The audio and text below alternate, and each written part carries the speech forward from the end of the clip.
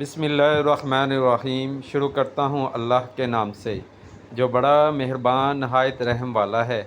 سیرت النبی صلی اللہ علیہ وآلہ وسلم، قسط نمبر 27، عنوان قربانیاں ہی قربانیاں۔ نبی کریم صلی اللہ علیہ وآلہ وسلم نے عتبہ بن ابی معیط کو دھکیلا، آخر یہ لوگ آپ صلی اللہ علیہ وآلہ وسلم کے پاس سے ہٹ گئے۔ اس وقت آپ صلی اللہ علیہ وآلہ وسلم نے ارشاد فرمایا، اللہ کی قسم تم لوگ اس وقت تک نہیں مرو گے جب تک اللہ کی طرف سے اس کی سزا نہیں بھگت لو گے۔ حضرت عثمان غنی رضی اللہ تعالیٰ عنہ فرماتے ہیں، یہ الفاظ سن کر ان تینوں میں سے ایک بھی ایسا نہیں تھا جو خوف کی وجہ سے کانپنے نہ لگا ہو۔ پھر آپ صلی اللہ علیہ وآلہ وسلم نے ارشاد فرمایا، تم لوگ اپنے نبی کے لیے بہت برے ثابت ہوئے۔ یہ فرمانے کے بعد آپ صلی اللہ علیہ وآلہ وسلم اپنے گھر کی طرف لوٹ گئے۔ ہم آپ صلی اللہ علیہ وآلہ وسلم کے پیچھے پیچھے چلے۔ جب آپ صلی اللہ علیہ وآلہ وسلم اپنے دروازے پر پہنچے تو اچانک ہماری طرف مڑے اور فرمایا، تم لوگ غم نہ کرو، اللہ تعالیٰ خود اپنے دین کو پھیلانے والا، اپنے کلمے کو پورا کرنے والا اور اپنے نبی کی مدد کرنے والا ہے۔ ان لوگوں کو اللہ بہت جلد تمہارے ہاتھوں ذبح کروائے گا۔ اس کے بعد ہم بھی اپنے اپنے گھروں کو چلے گئے، اور پھر اللہ کی قسم غزوہ بدر کے دن اللہ تعالیٰ نے ان لوگوں کو ہمارے ہاتھوں ذبح کرایا۔ ایک روز ایسا ہوا کہ آپ صلی اللہ علیہ وآلہ وسلم خانہ کعبہ کا طواف کر رہے تھے۔ ایسے میں عقبہ بن ابی معیط وہاں آ گیا۔ اس نے اپنی چادر اتار کر آپ صلی اللہ علیہ وآلہ وسلم کی گردن میں ڈالی اور اس کو بل دینے لگا۔ اس طرح آپ صلی اللہ علیہ وآلہ وسلم کا گلا گھٹنے لگا۔ حضرت ابو بکر صدیق رضی اللہ تعالیٰ عنہ دوڑ کر آئے اور اسے کندھوں سے پکڑ کر دھکیلا۔ ساتھ ہی انہوں نے فرمایا، کیا تم اس شخص کو قتل کرنا چاہتے ہو جو یہ کہتا ہے کہ میرا رب اللہ ہے اور جو تمہارے رب کی طرف سے کھلی نشانیاں لے کر آیا ہے؟ بخاری کی ایک حدیث کے مطابق حضرت عروہ بن زبیر رضی اللہ تعالیٰ عنہ سے روایت ہے کہ میں نے ایک مرتبہ حضرت عمرو بن عاص رضی اللہ تعالیٰ عنہ سے پوچھا، مجھے بتائیے مشرکین کی طرف سے حضور نبی کریم صلی اللہ علیہ وآلہ وسلم کے ساتھ سب سے زیادہ بدترین اور سخت ترین سلوک کس نے کیا تھا؟ جواب میں حضرت عمرو بن عاص رضی اللہ تعالیٰ عنہ نے فرمایا، ایک مرتبہ حضور نبی کریم صلی اللہ علیہ وآلہ وسلم کعبہ میں نماز ادا فرما رہے تھے کہ عقبہ بن ابی معیط آیا۔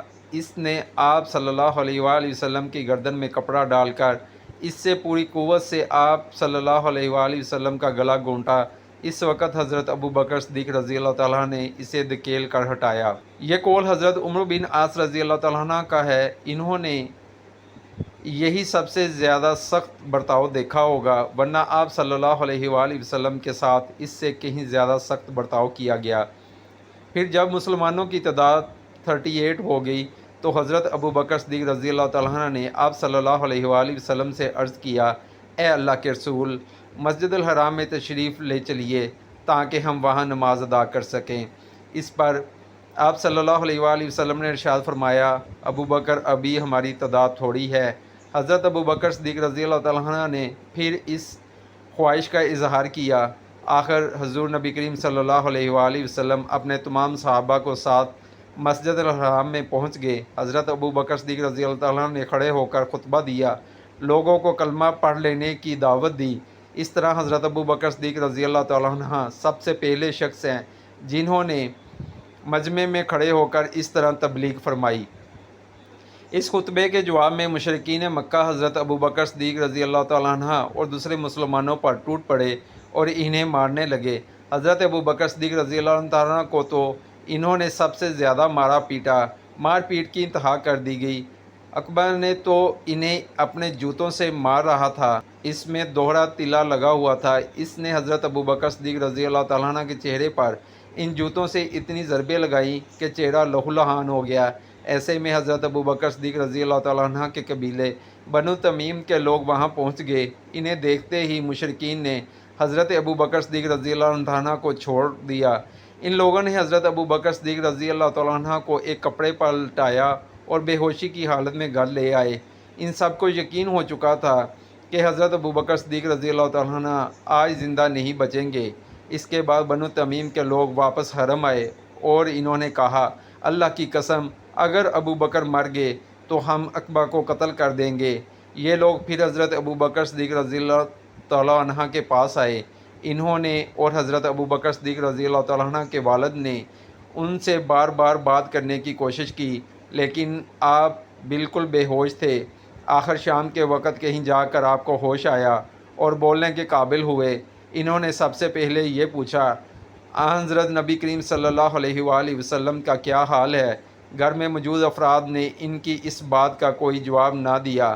ادھر حضرت ابو بکر صدیق رضی اللہ تعالیٰ عنہ بار بار اپنا سوال دہرا رہے تھے۔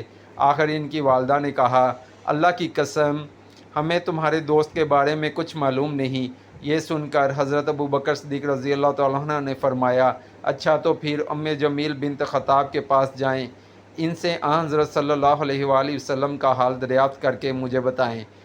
جمیل رضی اللہ تعالیٰ عنہ حضرت عمر فاروق رضی اللہ تعالیٰ عنہ کی بہن تھی، اسلام قبول کر چکی تھی، لیکن ابھی تک اپنے اسلام کو چھپائے ہوئے تھیں۔ حضرت ابو بکر صدیق رضی اللہ تعالیٰ عنہ کی والدہ ان کے پاس پہنچی۔ انہوں نے جمیل رضی اللہ تعالیٰ عنہ سے کہا، ابو بکر محمد بن عبداللہ کی خیریت پوچھتے ہیں۔ جمیل رضی اللہ تعالیٰ عنہ چونکہ اپنے بھائی حضرت عمر فاروق رضی اللہ تعالیٰ عنہ سے ڈرتی تھی، وہ ابھی تک ایمان نہیں لائے تھے، اس لیے انہوں نے کہا، میں نہیں جانتی۔ ساتھ ہی وہ بولیں، کیا آپ مجھے اپنے ساتھ لے جانا چاہتی ہیں؟ حضرت ابو بکر صدیق رضی اللہ تعالیٰ عنہ کی والدہ نے فوراً کہا، ہاں۔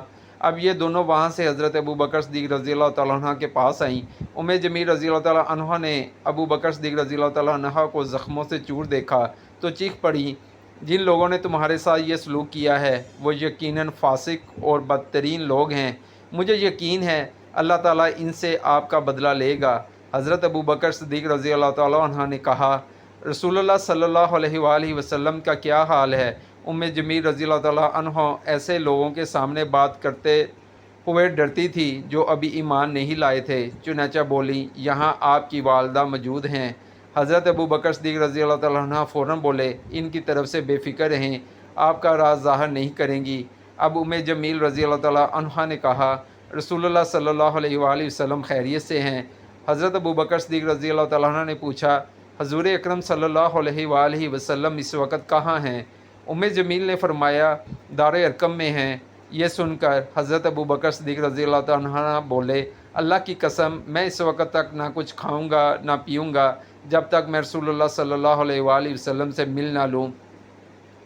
ان دونوں نے کچھ دیر انتظار کیا تاکہ باہر سکون ہو جائے۔ آخر یہ دونوں انہیں سہارا دے کر لے چلیں اور دار ارقم پہنچ گئی۔ جو ہی نبی کریم صلی اللہ علیہ وآلہ وسلم نے حضرت ابو بکر صدیق رضی اللہ تعالیٰ عنہ کی یہ حالت دیکھی تو آپ کو بے حد صدمہ ہوا۔ آپ صلی اللہ علیہ وآلہ وسلم نے آگے بڑھ کر حضرت ابو بکر صدیق رضی اللہ تعالیٰ عنہ کو گلے سے لگا لیا، انہیں بوسہ دیا۔ باقی مسلمانوں نے بھی انہیں گلے سے لگایا اور بوسہ دیا۔ پھر حضرت ابو بکر صدیق رضی اللہ تعالیٰ عنہ نے نبی کریم صلی اللہ علیہ وآلہ وسلم سے عرض کیا، آپ پر میرے ماں باپ قربان ہوں، اے اللہ کے رسول، مجھے کچھ تو نہیں ہوا سوائے اس کے کہ میرے چہرے پر چوٹیں آئی ہیں۔ یہ میری والدہ میرے ساتھ آئی ہیں، ممکن ہے اللہ تعالیٰ آپ کے طفیل انہیں جہنم کی آگ سے بچائے۔ نبی کریم صلی اللہ علیہ وآلہ وسلم نے ان کی والدہ کے لیے دعا فرمائی، پھر انہیں اسلام کی دعوت دی۔ وہ اس وقت ایمان لے آئیں، جس سے حضرت ابو بکر صدیق رضی اللہ تعالیٰ عنہ اور تمام صحابہ کو بے حد خوشی ہوئی۔ ایک روز صحابہ کرام نبی کریم صلی اللہ علیہ وآلہ وسلم کے گرد جمع تھے۔ ایسے میں کسی نے کہا، اللہ کی قسم قریش نے آج تک نبی کریم صلی اللہ علیہ وآلہ وسلم کے علاوہ کسی اور کی زبان سے بلند آواز میں قرآن نہیں سنا، اس لیے تم میں سے کون ہے جو ان کے سامنے بلند آواز میں قرآن پڑھے؟ یہ سن کر حضرت عبداللہ بن مسعود رضی اللہ تعالیٰ عنہ بول اٹھے، میں ان کے سامنے بلند آواز میں قرآن پڑھوں گا۔